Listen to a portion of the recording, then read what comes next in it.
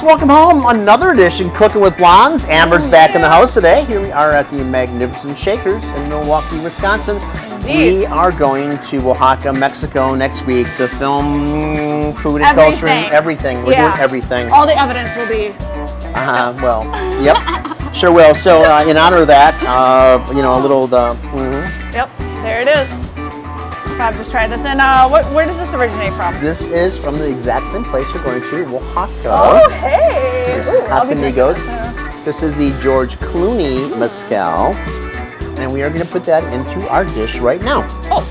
So, okay. If you would, pour away right into there. Wait, is this alcohol use?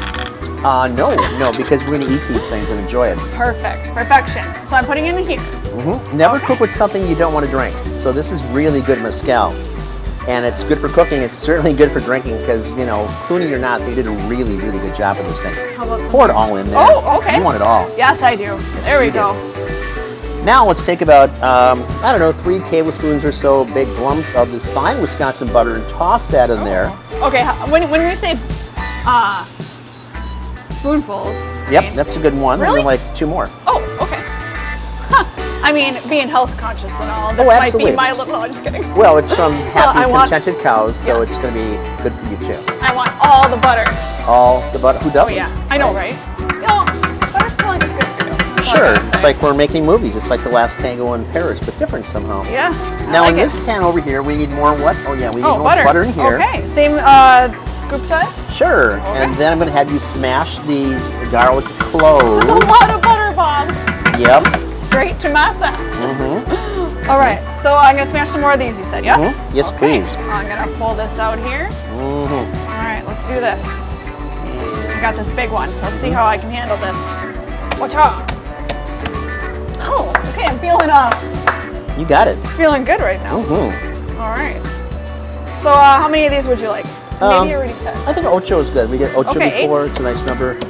While you're doing that, I will turn this on. Right on.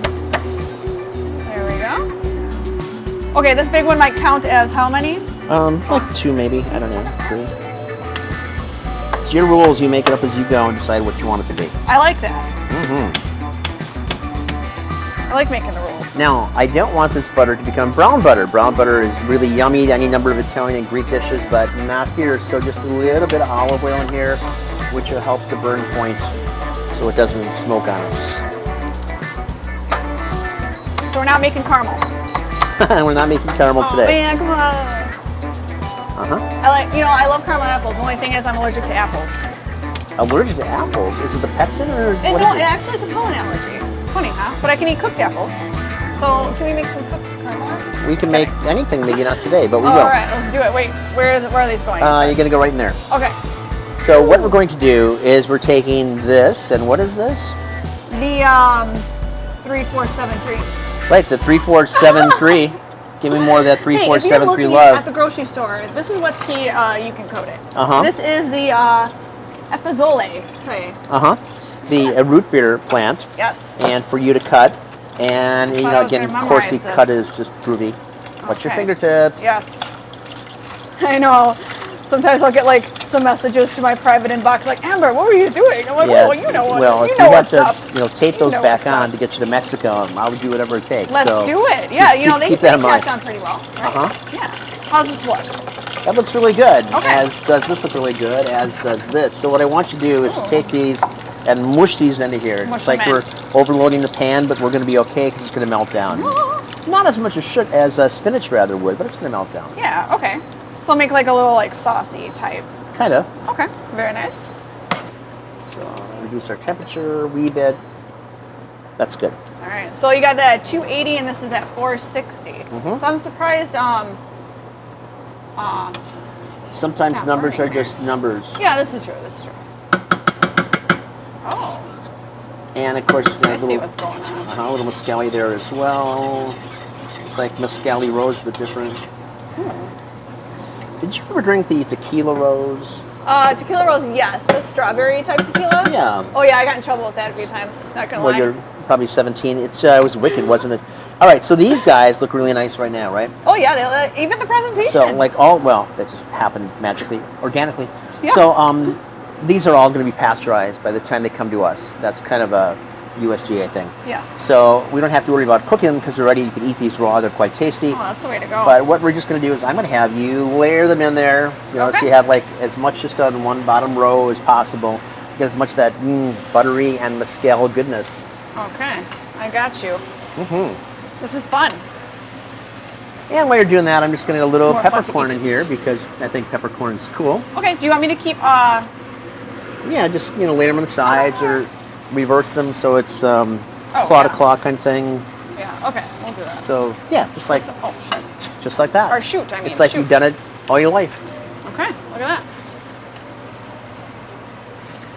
I love crabs. I mean, when I was, weird story, I was pregnant and I'm addicted to crab legs. That was my craving. Like, what kind of craving to have, right? I'd be crying. I'm like, I just want crab legs. So that's my crab leg story. So it's a great story. Eat these juice that gum. So there's life after pregnancy, you're saying. Well, good for you. Yep. Good. All right. Okay. I ate a lot after my pregnancy. You gotta keep Oh, your that's strength looking up. pretty nice. Ooh. Green This and is still happy. looking good. So do you stir this in the meantime as this cooks, or you just kind of let it just simmer? Yeah, stir away, please. Okay. We do want to keep it more greeny than browny. Yeah, and I know how in the last segment how you were stirring this, and you were stirring it in a special way. So as you stir like this, and Yeah, it's harder with that than if you're doing this. is there a certain technique that's called that I can maybe like say, ooh, maybe? No, just in figure eights or something else. Okay, very nice. So I'm just going to squeeze past you, Patrick, for a moment and say... And it smells amazing, by the way. I mean, obviously. Oh. All right, looking great there. Mm-hmm. You still have that chicken cooking. Mm-hmm. All right. So very good. And how do you feel about my placement there, Rob? I think one's this is great placement. Look at that. Yeah, now this also kind of steams beautiful. as it's cooking too, right? It does, and all that goodness, the flavor is going to work itself into there. And then you're going to say, my God, we have just the right amount of garlic. I was concerned at one point, but it's perfect. Perfect.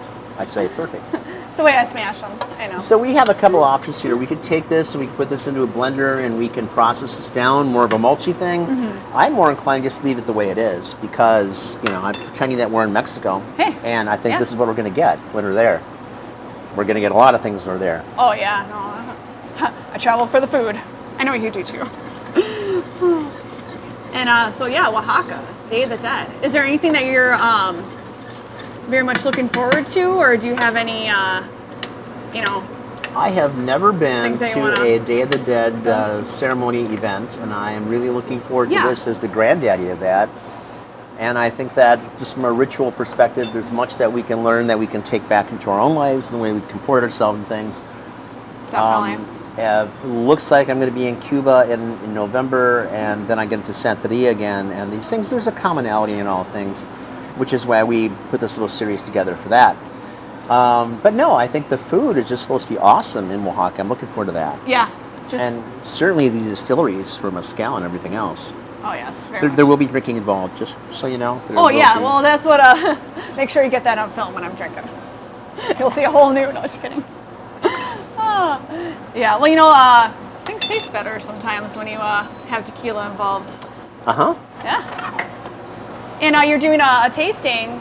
I saw something. You're doing like a bourbon tasting with, and this has nothing to do with Mexico. Well, in a way, all these things do tie together. Here. So that's on the 18th of November, and it is the pre-Thanksgiving soiree. And there's some antelope in there. There's a bourbon and cigar thing, and it's 3 flavors of Romeo Julieta cigars. So it will be a dynamic little thing. And then, like I said, when we get back in December, so a month after, we're going to do a dinner here with the things that we picked up there. Oh, I can't wait. Yeah, Sorry. cool. I was gonna. Yeah, all right, so let's get ourselves a plate. Okay. A plate. How about this plate? Do it. And then you can pull these off of here. Oh, so these are finished, yes?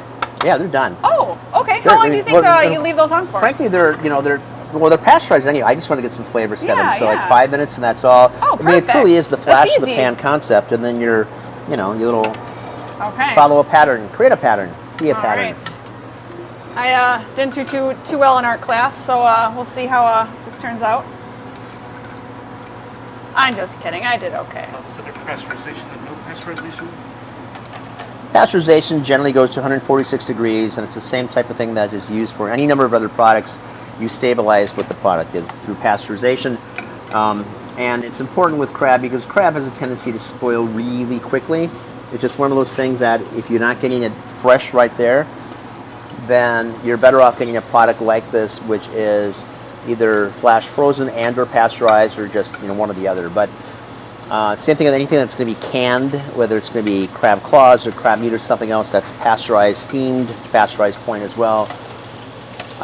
Because these are things that come from the ocean. The ocean can have some really virulent things taking place, just random bacteria that are everywhere. That obviously, as things decompose in the bottom of the water, that's what's going to happen. So there's a greater opportunity for transmission of some diseases for things that are on the bottom than things that are swimming freely.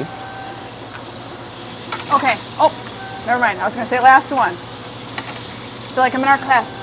You are. Presentation is a big part. It sure is. Especially anything you do with culinary. Now we're going to mix these together, get all the goodness of that mezcal into there, and then we're going to take this and put this right in the center, and then it's going to go in your mouth, and you're saying, "Oh my God, this tastes like something good." I hope. Yes, of course. Oh yeah, no, I can't wait. Oh. I definitely have a love for crab. Mm-hmm. Probably eat it every day. I'll eat it on my eggs. I'll eat it on. Why not? Yeah. Put it in my smoothie. I don't know. Crab smoothie. Yes. Sure. Hey, you heard about the pizza smoothie, right? Mm-hmm. Oh, wow. Okay. So yeah, going into talking about and traveling to Mexico, what foods do you think are most prominent as for seafoods in Mexico? I think you are going to get everything from shrimp to crab to their type of langostinos, so spiny lobster, and then a variety of fin fish, the dorados and tunas and mahis, and all that are just going to be there because they all exist in that entire Gulf of Mexico down. And we're going to kind of ladle this over the top, even though they're already cooked inside of this lovely juice. We're now picking up the flavors. And extra butter, I can't go wrong. Right. Oh, look at that. Oh yeah. Oh yeah. Sorry, I gotta contain my excitement sometimes. No, go for it. It's very hard. Uh-huh. Look at that. Well, that's, I think... And this could be a wonderful meal or appetizer. It sure could be. I mean, my breakfast. Your breakfast. I would take it. So,